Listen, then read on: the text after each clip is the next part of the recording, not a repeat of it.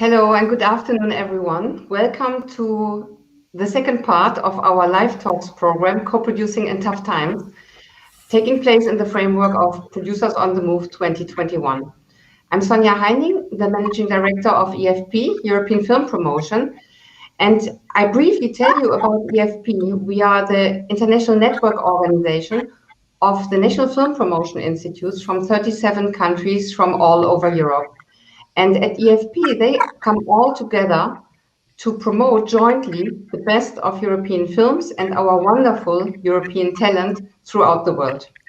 So Producers on the Move is probably one of our best known programs. It's a promotion and networking program for very talented upcoming producers.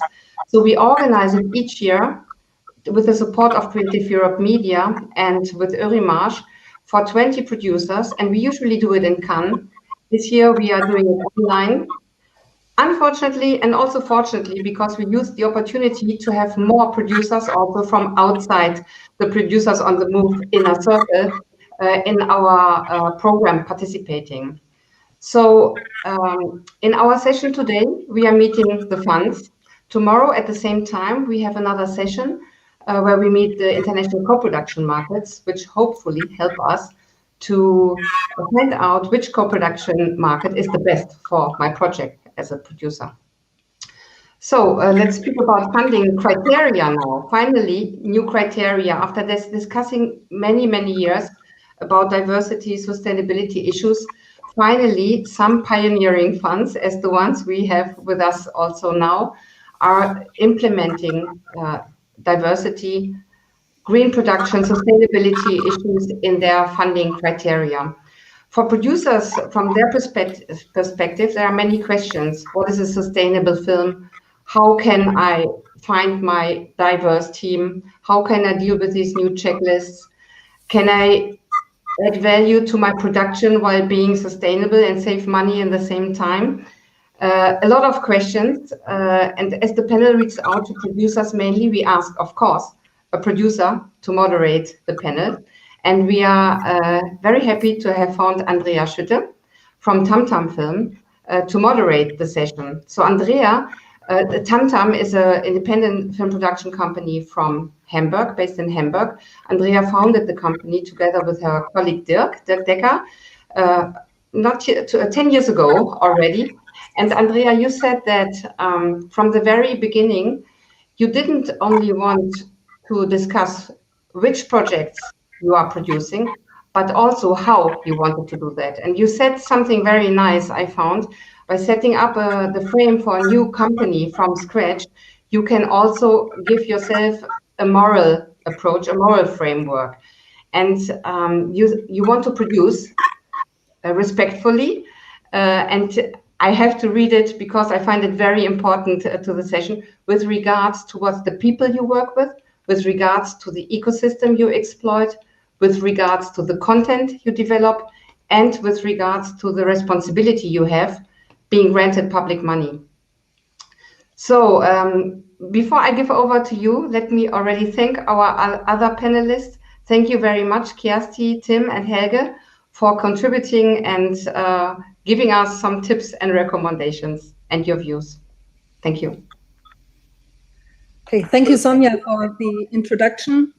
I think I have an echo. I try to avoid it. And again, welcome to all you producers on the move and everybody else joining us today. As much of you as participants of this program might be on the move, funders as well are moving these days towards a different, a modern, a forward-looking understanding and guidance of sustainability and diversity. And I'm sure we will get back to those terms a little bit further down the road.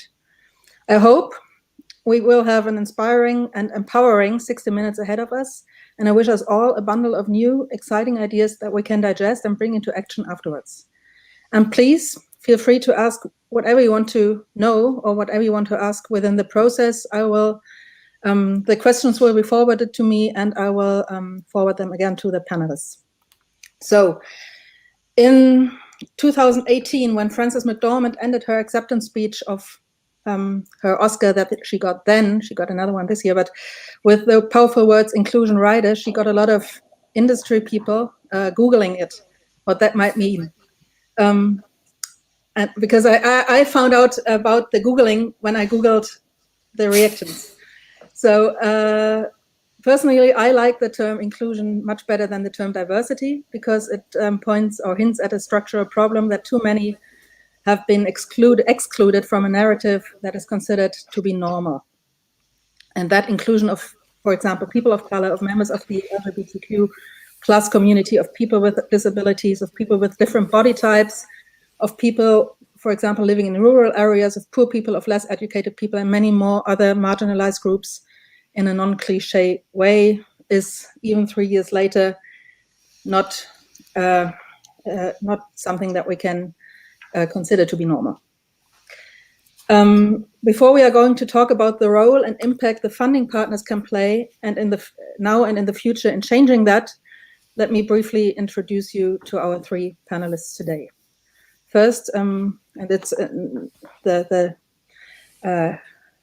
first we have Helge Albers, the director of Film Fund Hamburg, Schleswig-Holstein. I say the full name, although you just briefly have it in your description. Welcome. Before you took over our regional fund, you very long time ago studied film production at Herford Potsdam Babelsberg and worked as a producer for I think 20 years of very successful documentary and fictional films. Then you rebooted the German Producers Association as their managing director, and then you came to Hamburg, which is a little bit more than 2 years ago, I think. And since then, April 19. April, so almost an anniversary. And since then, you transformed a lot of things in our region. You elevated the once green shooting card to a green filming badge. And last year, you implemented the so-called diversity checklist. We will dive into that a little bit later. Also in 2019, but in November, that's at least what I found, Norway's national fund, the Norwegian Film Institute, got a new director who's joining us today, Kjersti. Welcome. Before becoming the head of NFI, you worked in various fields of the media, so you've had a very broad insight of different setups in the media industry. And if I'm not mistaken, you inherited the Institute's action plan for inclusion and representativity in Norwegian films under the subject heading Relevance, Audience, Sustainability, and you initiated a self-report of the status quo of this endeavor last Christmas, which is still in the making, I guess, No, this is not all my work, no. That started before I came, so okay. I won't take credit for everything, no. No, but we can talk about this a little bit later. Yes. And then we have Tim Wagendorp, who is not only what I read a knife maker, but since 2017 has been serving as the Flemish Audiovisual Fund's sustainability coordinator. Welcome to you too, Tim. Your background has nothing to do with film at all and the media. You are an agricultural engineer and have an academic background. So since your job description is maybe not unique, but most definitely quite rare, could you elaborate what brought you to the fund and how you define the role within this structure? And how is sustainability put on the menu of Belgian producers? I still remember seeing the advertisement of my actual job, and I printed a piece of paper and I tried to highlight and mark with a fluo pen all the domains where I had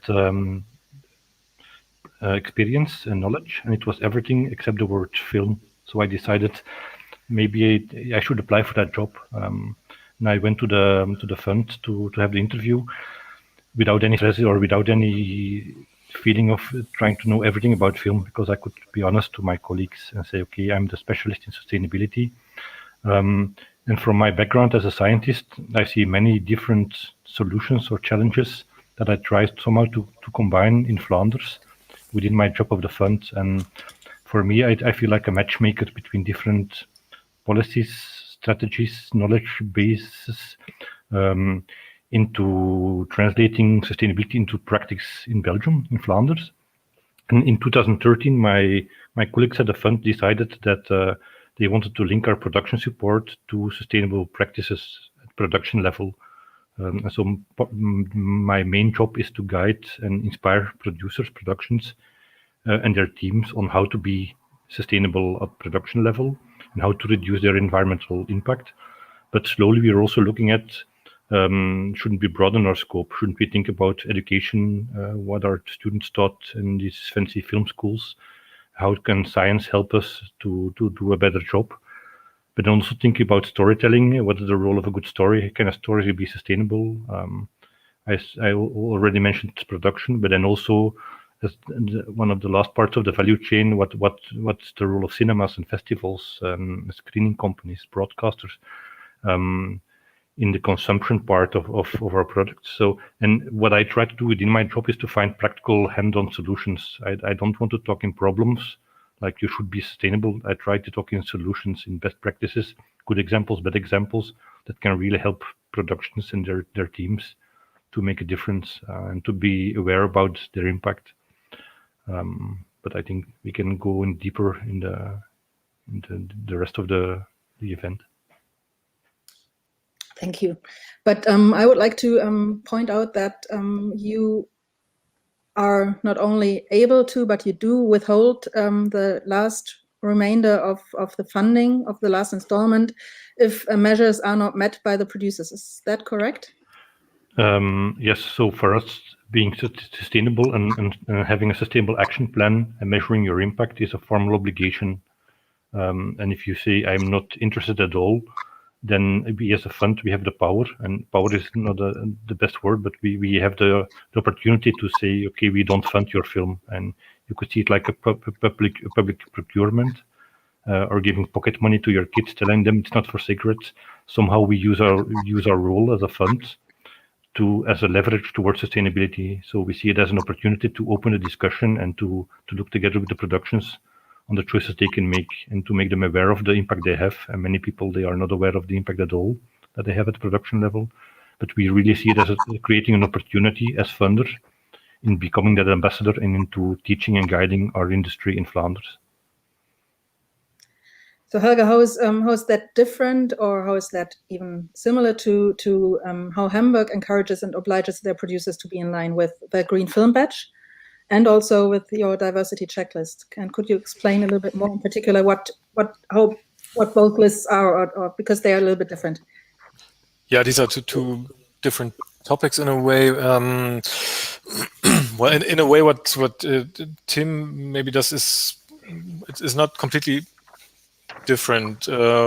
We also have the ambition to be state of the art in terms of green production. When we say green production, we are trying to look at the whole value chain of the production process, starting at development, ending at the exploitation of the films. We've introduced the so-called Green Film Badge, which is an overhaul of our former Green Shooting Pass. Green Shooting Pass was introduced in 2012, so quite early on, as a first, let's say, badge of honor to signal that films have a green heart. Was from nowadays standards pretty lightweight signal that we awarded to productions that were following certain guidelines and that worked up to a certain point and was quite avant-garde in the early 20-somethings. And obviously, green shooting nowadays is mainstream, is not avant-garde anymore. So we as a fund are trying to be and to encourage our producers to be as ambitious as possible. And therefore, we made it mandatory to adhere to a couple of standards that we set. Those standards are derived from a working group that we're a part of together with other industry stakeholders like public broadcasters, private broadcasters, the German Film Academy, the Association of Technical Providers in Germany, and so on. So we've based our standards on those findings and made it mandatory to adhere to those standards, and are also looking at reports when productions are finished. Part of those standards there's different elements to it. Some are it's mandatory to use a CO2 calculator. It's mandatory to stick to a number of other points, like short distance flights are not allowed, etc. pp. It's a bit too detailed to go into that list specifically, but you get the gist of it. And what we don't do at the moment is to sanction if certain targets are not reached yet. We've consciously decided not to do that yet, as we are relatively far advanced in our way of approaching it, but we sort of would like to be more synchronous with other funds in Germany, to really find a common strategy of sanctioning and looking at common standards. We obviously try to raise the bar, and we are sort of try to be state of the art with the topic.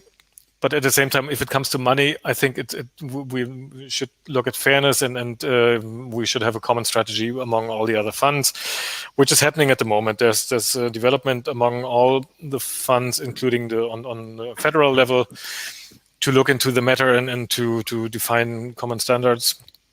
So I think we'll be there fairly soon and can then look into the next steps. So that's basically what we're doing at the level of green production. In terms of diversity, we are, I mean, as you guys from Tamtam Film has very high standards in terms of the world we live in and the way we want to live together and so on. So do we as an organization. And I think even more than that, we also have an obligation. We are spending taxpayers' money, so we need to understand how to level the playing field better than we used to before.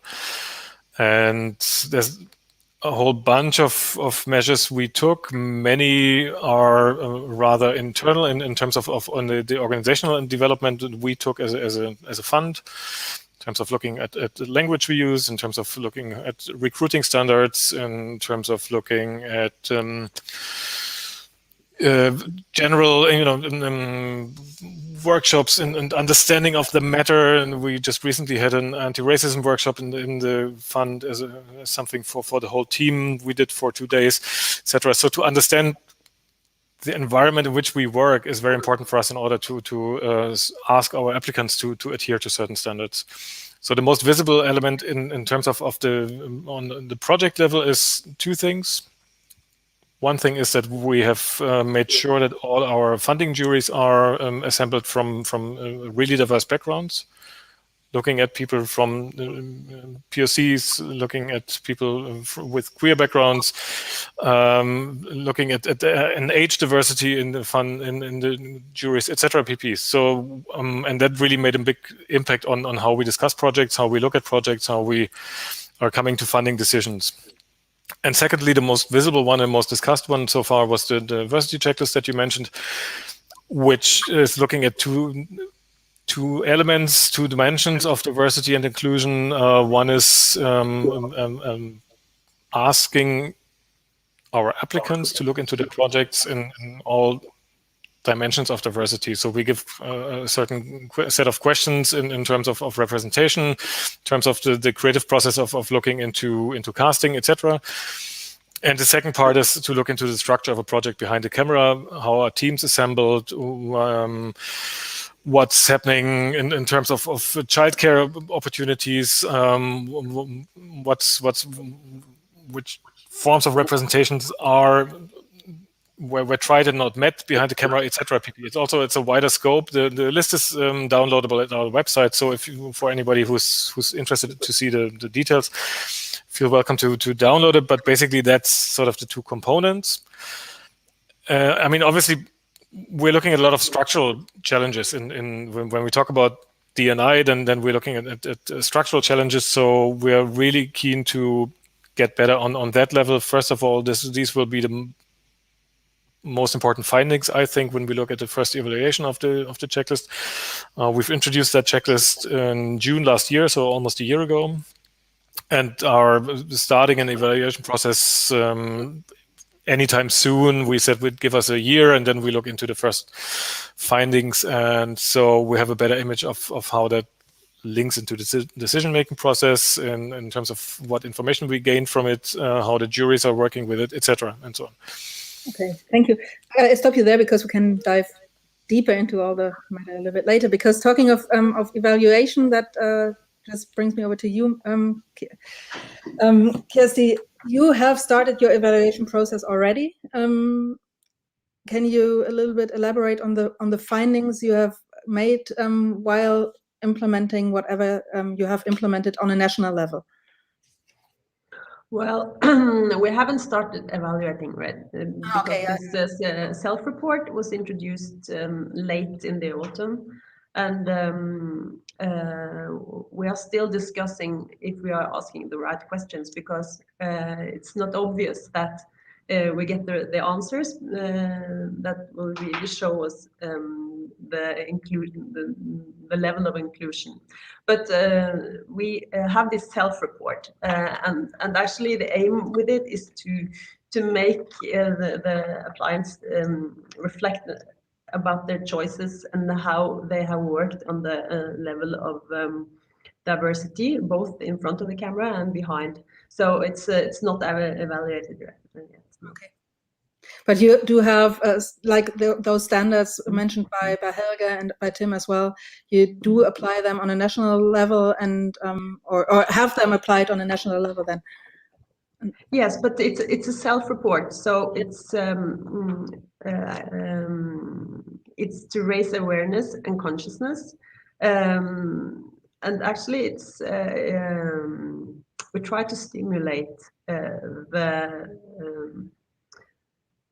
the discussions in the companies how to meet these standards, but it's one of several criteria. So it's everyone are asked to fill in the form, but you can say we are at 0, but it wouldn't make you look good. So, but we want. It's. Does it have any impact on your funding decision? If I would say 0, would that mean that I don't get the funding at all? It's a choice they make. Mm-hmm. But we have political aims with our work on inclusion, but we try to make this a topic that engaged the clients more than forcing them. We want them to see the opportunities in it. Maybe a bit soft, but I think also there are opportunities in it that would stimulate them to be more aware, and would see that there are also business opportunities here. So it's a way of getting the discussion raised on a higher level. So for all who feel included by the process and finally feel to be seen, there are also those who feel restricted, who hear the word checklist or rider or report and feel limited in their creative process. If someone comes to you and says, why do I have to fill in a checklist when I just only want to write a script? What is your response? That goes to all of you. I think for us, this is a way of broadening the perspective, not closing it.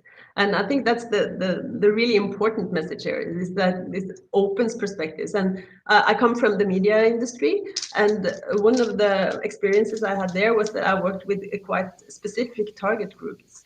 And when you dive into the target groups and you dive into the insights connected to the target groups, you see that everything gets much more interesting.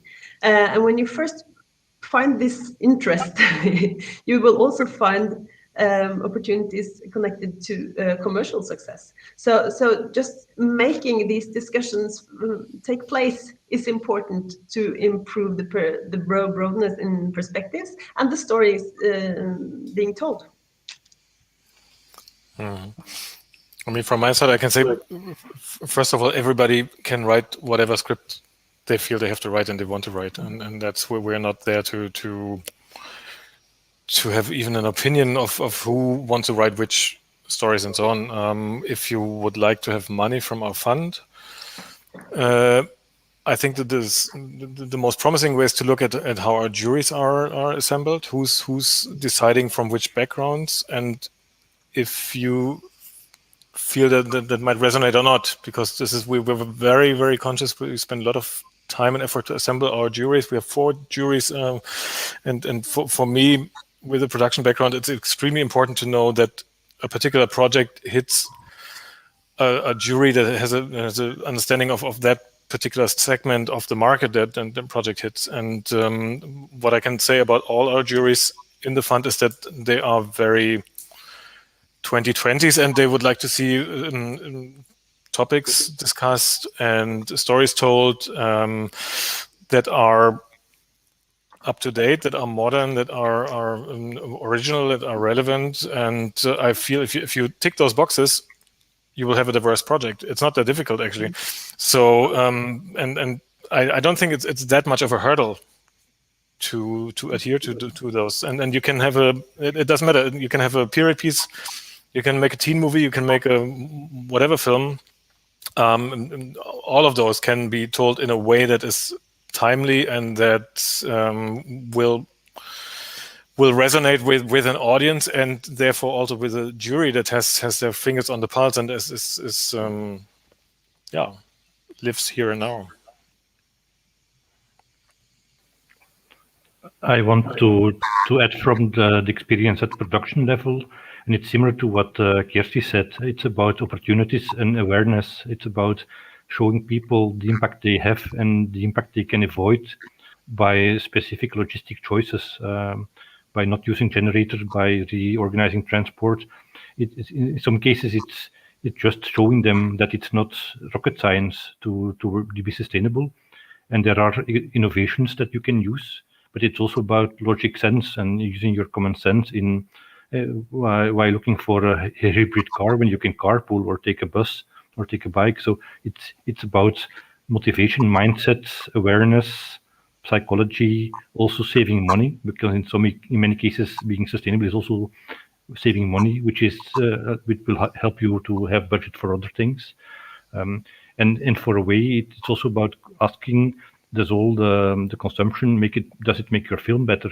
If you have a heavy generator producing fumes, it will not make a better movie. So it's you should put your efforts and your resources into what's visible on screen, and work as efficient as possible. And so for me, it's again about that matchmaking and about translating a challenge into practical solutions. Yeah. I think I maybe should add that if your answer is that I have no thoughts about diversity here, it should make you reflect on maybe the next time you're flying. So that was kind of the point. Yeah. No, I totally agree. I mean, since we have been applying a lot of these things for a long time, I know that the joy of it, and I know the opportunities that come with it, and I know also the fact of saving money, which is for a producer not an unimportant factor, because you want to see the money on the screen, and you don't want to not see it not on the screen. So and it's when we first started with what we did, there was this fear, and I think it still is at some point, that it is much more expensive to produce sustainably, and also maybe the fear that it is even more expensive or more time consuming to find the team that is more diverse. I try to connect both topics, although they don't go together everywhere. But to find a diverse team, because there's no crew list where you can find them easily, so you have to put more effort in that. You have to put a little bit more effort in rethinking or remodeling your way of producing. And this is something that might be fearsome or frightful for those who just are entering the market and feel that for younger producers who feel that there's also so much to learn anyways. Because our audience are those a little bit younger producers, what do you tell them in terms of being courageous, in terms of not being afraid of spending too much money or spending too much time? And what is your take on that?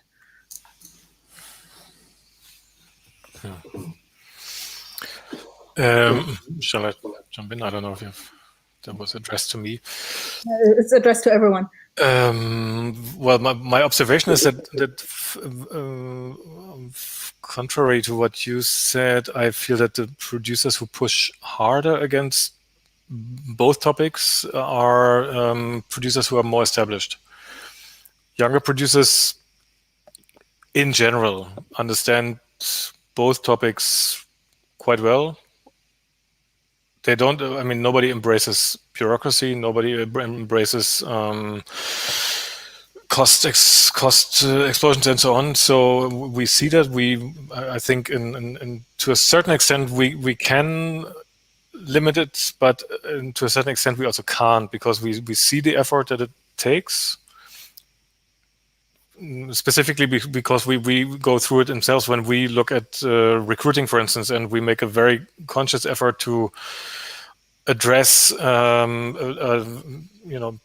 applicants for open positions we have from a diverse background. That's a much bigger effort you make in terms of making yourself visible, making yourself being seen, and so on. And I know that reflects what it means to get people from diverse backgrounds into your team, and on. It is a bigger effort. I think it's balanced by a certain quality you regain from it. There's something to gain in that thing. I think the diverse crews, as much as diverse teams in our fund and so on, make better in terms of several things. They enhance quality, give a lot of there's input you normally wouldn't have. So I think that it raises quality. In terms of shooting, we accept additional costs that tie up in green shooting. So we accept additional costs when it comes to the costs that are incurred in green shooting. On the whole, both will inevitably create more effort, yes, but there's a plus side that we can't deny, and that's a holistic effort. And I think if we are serious about a reduction of our CO2 emissions by 2030, if that's really a goal that we are actually talking about and that we want to reach, we need to face that cost as a society. We've already faced it before. We just didn't pay for it precisely. We've allowed ourselves to be the atmosphere, one of the biggest dumps we created. And maybe we think of the cost of emissions in a slightly different way. We have to, I think. Absolutely agree. Yeah. When I would meet a young producer, I would tell him what a fantastic opportunity that person has into creating wonderful stories, into changing the society and touching people by these stories. And I think that the industry, they are specialists in that creativity. And by matching that with specialist info about how to choose sustainable topics or how to be sustainable during that job, and by really that matchmaking and that awareness, I think that's one of the. You should not invent everything from scratch. There's so much existing on all these solutions, and what strikes me is if they take that mindset together with their team on production, they can have a positive impact, which is a multiple from what they can do at home. Like when you know that one film in Flanders produces 73 tons of CO2, which is the same as 10 households per year on impact. And if you as a producer in your team, you can maybe like reduce 60 tons in a big production or 20 tons in a big production, you will never be able to do that in your private life. And it's about that responsibility in being conscious when you make choices. If I choose a Tesla or a diesel car, what will be the effect both on the environment, on my budget, and all the choices you make. And as a producer, you have many choices to make. Somehow you should have that mindset. And it's the same with gender or other forms of sustainability. It's about that mindset and about that awareness in the choices you make as a producer. Kjersti, you also mentioned business opportunities when thinking about these new ways of or these other approaches. What kind of business opportunities do you see in that? Actually, I think as in our role as a public funder, we can use our position to exaggerate the fact that the film industry needs to make use of all talent across gender and ethnicity, and that we need stories with a broad set of perspectives to be relevant and interesting to the audience coming. So I think actually that as the society is getting more diverse, the stories must be more diverse, and then we need talents more diverse. So I think this is it's a way of moving forward and making the industry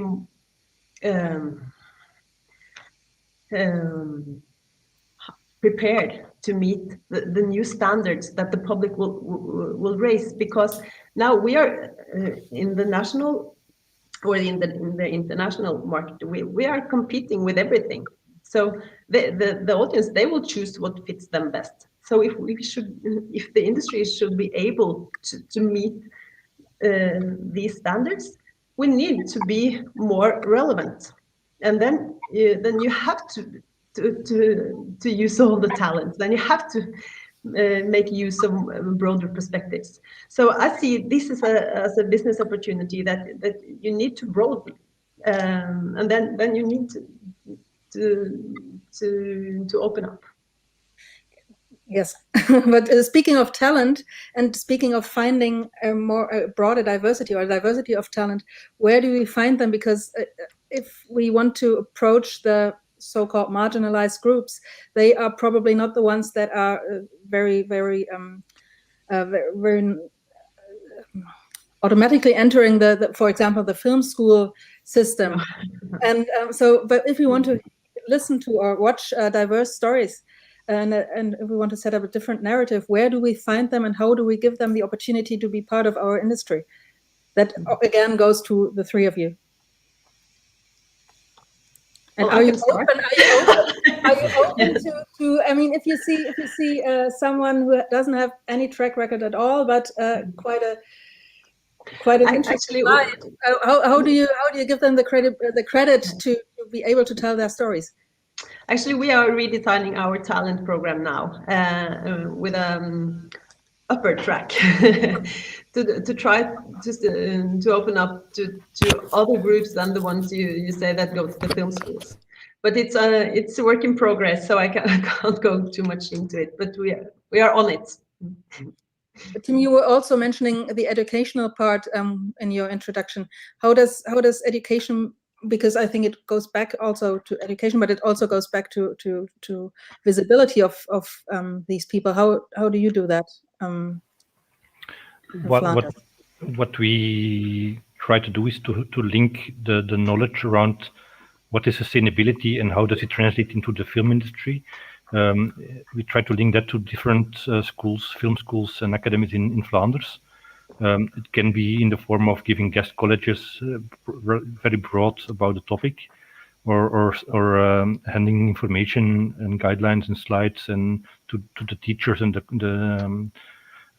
because it's not about the guy from VAF comes for 1 day per year and then it's done. It's really about how can we embed that knowledge in education. And for me, it's much broader than being aware of the opportunity or the responsibility we have as a future professional. But it also digs into the different departments and the technical knowledge. Because imagine if you're studying for a set constructor, what is eco-design, what screws to use, how to reclaim woods, etc. It's really into that craftsmanship. And so from a way, it also has to come from bottom up, from the different departments and that knowledge and skill sets, into feeding into the practical translation of how to be sustainable. And what we try is to link our knowledge and to give it to the film schools, but we also try to dig into knowledge of different academic institutes. I'm now working with 2 students from engineering of a university that do life cycle assessment on film sets, and they again, their brains and their knowledge helps me to do a better job, a more refined job. And so it's also about can our young creative brains be challenged in finding the solutions together with us? Helge, where do you find those creative brains? Well, I mean, we have to look at it from different angles, I think. First of all, in terms of sustainability, we are quite active at our local film schools to early on, flag the issue, flag the topic. Again, I don't think students are very receptive because they are very, everybody's sensible and is sort of confronted with it anyways, and what's missing very often is the how-to, the knowledge, the actual basic information, and we provide that to a certain extent, and we also set certain standards on that level, and that's normally embraced quite easily. It's not that there's big resistance in that sense, but it's sort of that's where film students in our region get in contact with the idea of green shooting the first time. In terms of D&I, it's very often a matter of addressing and feeling addressed by groups, by marginalized groups. So we're very eager to look at language in our public relations, in the where we advertise, where we make ourselves known. Again, that's something we are also it's a process. It's as with every culture change topic, it's a process, and so we are also in getting better and learning while we go. We've also we're in the process of launching a below the line crew program. As you know, Andrea, you've also been part of that process. We, as an industry at large in Germany, we see missing below the line crew to a great extent. We as an industry can't really cope with the growth in high-end serious shootings and so on. So we have a high demand of crew. And to fulfill that demand, we've set up a program here, which is currently in financing, and that is supposed to address specifically people from marginalized backgrounds and groups that would normally not be targeted and are also not academic. I think very often we're looking too much into people from academic backgrounds, and we need to widen our horizons, widen our scope. And that's also something we are going to do. The above the line personal, in terms of story writing, in terms of directing and so on, is also on our radar, although I have to say this is essentially that comes down to film schools, because that's where people find the usual entry points. If someone approaches us with absolutely no professional background whatsoever, it's going to be difficult to get funding from us. It needs to be a very particular case where a very strong producer backs up a talent that we haven't seen yet. I think the regular case would always be to build up through film schools or through partnerships with established entities. But should that not be a goal for the near future, to be a little bit more? I do understand what you say, because it's always a matter of education. But if we want to be able to tell different stories in the near future, we cannot wait until those who have these stories to tell are educated enough to trust them enough. I mean, maybe we have to be a little bit more courageous, not only you as funds, also we as producers, because you said that we as experienced producers might back up those who have less experience, and then we can make something great. Maybe we have to be a little bit more courageous in that, because otherwise it will always be driving with your handbrakes on. I take the we as we as an industry at large. But we as an industry at large, yeah. Yeah, I agree. Okay, so good. Then let's do that.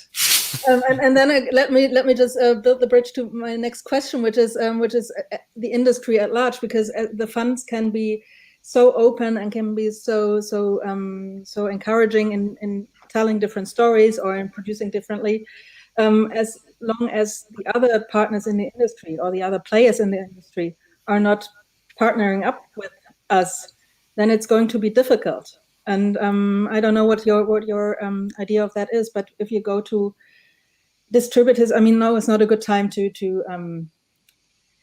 blame them for anything, because they have really a hard time to make their living. But I feel that they are quite reluctant in taking on new ways of storytelling, because they always try to see what works in the market. And if they have no project to compare the new project to, then it's difficult to convince them, much more difficult than to convince the funds, in my point of view. So can you be trailblazers and for other market participants? Can you be encouraging there too? Well, I think what we can do is that we can take bigger part of the risk, so we can guarantee for when there's new talents coming in, and that is what I think the talent scheme is about. Is that when maybe lower budget, but also lower our part is bigger, so that you can lower the risk for the private players. So that I think that is kind of our role, making it possible.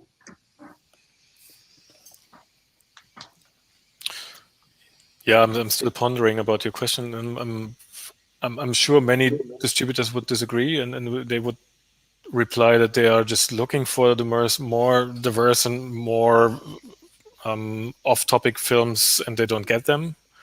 So it's a certain chicken and egg situation there. I mean, we do support distribution, and in a way, I see where you're coming from. I see what you're saying. Of course, it's distribution decisions are very often based on benchmarking and on understanding what has worked in the past, and sort of trying to repeat successes that we've seen before, and that. And from then on, it depends a little bit on your business acumen. I think how risk averse or risk taking you are, and where you see upside potential in offbeat productions or not. And their different distributors tick differently. I wouldn't, it's hard to find a general statement on that. I find. Yeah, I agree. I just wanted to be a little bit more provocative. Mm-hmm. And also with the broadcasters, which tend to be even less flexible, at least in Germany. I mean, we are talking about different. The producers who are watching here are coming from all parts of Europe, so I don't know if they have made better experiences. But in Germany, they are moving slowly, I guess, much slower than the funds.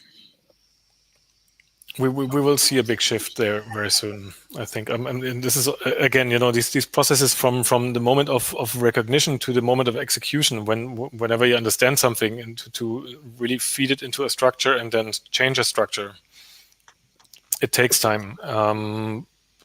What I can see from where I stand is that the topic of D&I and also of sustainable production has been totally understood by the institutions, and it will. There will be a significant shift in looking at it and in making it work. I mean, there's so many different dimensions to it that not all of it can be tackled for a very long time, for quite some time at least. The team structures in most German entities will remain white and will remain by a majority, from white backgrounds. Gender equality is easier to reach than a larger diversity in those teams. But again, this will happen. It's on its way, and it's that is fully understood that it needs to take place. I think, from what I recognize. So I'm not that pessimistic in general, but I see that changes that you start at point A take some time to arrive at point whatever, Z or. Yeah. Okay. So we have to be a little bit more patient. But don't stop pushing. And persistent. Yes, right. What about those countries? I mean, we are all coming from with Norway, Belgium, Germany, coming from countries where society is quite open and politics are quite moderate and economy is stable.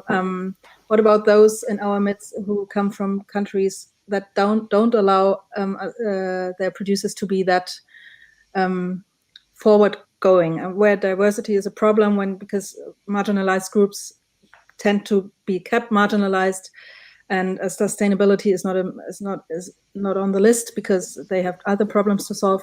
How can we, as those who might be a little bit more privileged in doing that, help and support our partners there? I mean, because Producers on the Move is a network of European producers. So how can we all support each other, and how can we profit not only in one direction but also vice versa from each other's experience? What do you think, with the help of the funds? Maybe I want to interact. We have been sharing a lot of experiences and a lot of practices with other European partners. We are part of the Green Screen project, but also part of federations like EFAT that have a sustainable working group or Cineuropa and other European networks.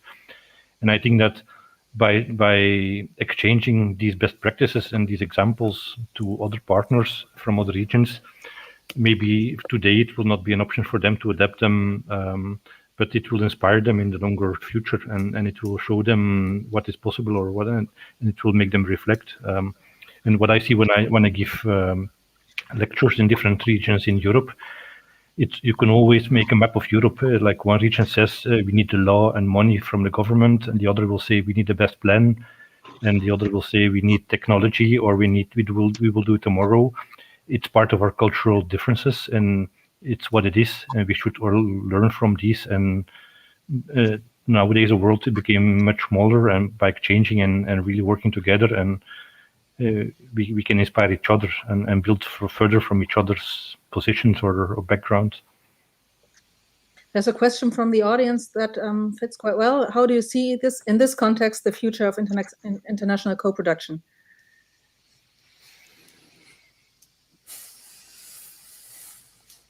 Maybe Kjersti? Well, as an example, these days we are discussing a new co-production scheme for enhancing diverse talents in an internationalization. So I think that it will open also this. The consciousness will also open new opportunities, because there are several countries all over working on these topics, and we need to connect with others to share experience and to make new networks. So I think that will also open new opportunities. Well, speaking of opportunities, or speaking of international co-production, let me say that, and sustainability, how do you see the future of fulfilling the needs of all the national, regional funds involved when it comes to sustainability, and when we want to reduce our carbon footprint, and then again need to produce films in more than 1 or 2 or 3 countries? This is... It's a challenge that I see, and when you look around at Europe on all the different initiatives, because Helge and I, we represent 2 specific regional examples, but there are regional examples all over Europe. On top of that, you have European initiatives, projects, network groups that work on this topic, and when you would make a map of all the initiatives that exist, it's like nobody can understand it. And we have been exchanging a lot at the regional level, like what's happening in Germany. Can we, in the different regions, work with the same modus operandi?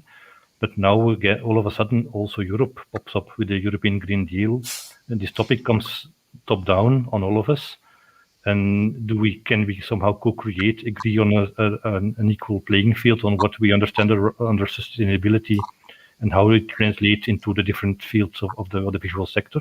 So it's again like a complex brain puzzle on how to match all these levels together. And I think that when you're an international production, you come to Europe and you have to follow 5 different schemes, then it's impossible. So somehow we need to find a match on what is the minimum of the minimum that you have to follow at European level. And it can be that in one region the focus will be on nature conservation, on the other it will be about waste or about CO2. But somehow we should try to find this European approach.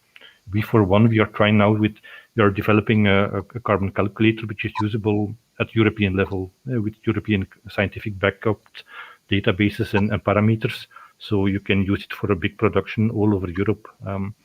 And I think we should try to adapt and to somehow find matches amongst the different initiatives and really focus on a common European way of working.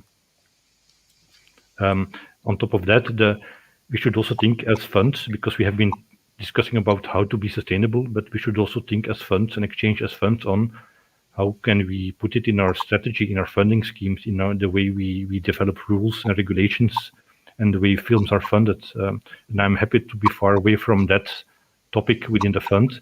But it could be a question, is the way we fund and the way we push productions to travel from A to B just to spend in my region? That was my point, yeah. Because I can imagine if you would add it up over the long future, maybe today I spend in Flanders and tomorrow I spend in Norway and the day after I will spend in Hamburg. And in the end, it will be leveled out somehow. So it's a question to ask, and I'm happy that it's not me to tackle that puzzle, because it will be a complex discussion, but it's a discussion to have at one point. Not at one point, at this point, I guess. Because no, I think it's nothing that we can postpone, because it's the way we are made to just produce or enhance our carbon footprint by meeting all the measures. And finding the money and spending the money is I think it's quite substantial to the way we produce, and we have to address that. This is my opinion. Very soon. There's a question from the audience. I pass on. Hi Kjersti, will the NFI consider more progressive practices to promote different voices, including regional voices and green production in the future? That comes from Gary Kraner. Hi Gary. We are in a mode where we are testing now. So this self-report is our first move. No, it's not the first move, because we have the female quotas already, the gender quota. But this self-report, and we are quite. We are working with the GDPR rules to check what kind of questions can we actually ask to measure. So I think hopefully this year we will target our goals for the representation, and then we can start to measure it. And then it will be easier for us also to track it. But we have all interest in being more precise in what kind of representation is our goal, and how should it also the regional production develop in the total picture. So, but the self-report it's soft, because that is what we are allowed to do data-wise now. But we are working on how we can be more specific over time. Thank you. So now we have 3 minutes left. If there are any more questions pondering among the listeners, please ask them now. Otherwise, I would ask every one of you to just have a few final words to conclude this session, and some just powering up for what is there to come. I don't see any questions, so maybe Tim, do you want to go first? Yes, I keep it short. I would say don't start tomorrow, start today. Helge? Let me keep it short as well. Well, always see the upside of what we've just talked about. All this the topics we've discussed. They bear a lot of chances, and they're not only necessary. They're also pushing you forward. I think they push us as an organization, and I can see what it does to an organization to go this way, and I think it enhances projects as well, and the market will look for those projects and will be more open for projects that look into these topics, both sustainability and D&I. And Kjersti? I think that by working more consciously with new voices and to disrupt the established patterns, it will raise the equality and increase the relevance and strengthen the sustainability. And I think it's only possibilities here, but maybe you have to be a bit bold, both as on the fund side, but also as a producer. So go for it. Thank you very much. So let me, as a producer, maybe conclude this. I can only encourage every one of you to talk to your regional, to your national funds, because as you see, there's a lot of moving forward going on, and we are all in the position to create and to change and to and to motivate those who work with us and who come after us. So please don't be shy, be bold, as Kjersti said, and just approach your, okay, there's a last minute question. And don't be shy and approach your regional, local and national organizations. That not only goes to the funds, but they are mostly the most approachable ones. So good luck with everything that lies ahead. And there's the question, is there a resource center or links you can point us to in regards to a green sustainable film production? Some useful tips, advice, etc. Yes, there are, but maybe Tim, you know better where to find them. There's a lot. There's a great project in Austria that tries the Green Prism that tries to give an overview of all the different regional initiatives and their tools. So that's something to check. There's also a Facebook group, Agora for Sustainable Filming, where you have about 400 professionals from all different departments and domains exchanging on sustainable practices. So that's also a way to look, but you can contact me and I can help you to guide to the right content. There's a lot of things happening and available on the internet already. Okay, I just got the note that this was last minute. No, that's it. So thank you, EFP, for setting up this panel. Thank you, the three of you, for being so open and for being so forward-looking. And yeah, bye-bye to everyone, and hope to see you soon in real life, wherever. Bye, and thank you. Thank you. Bye. Thank you. Bye.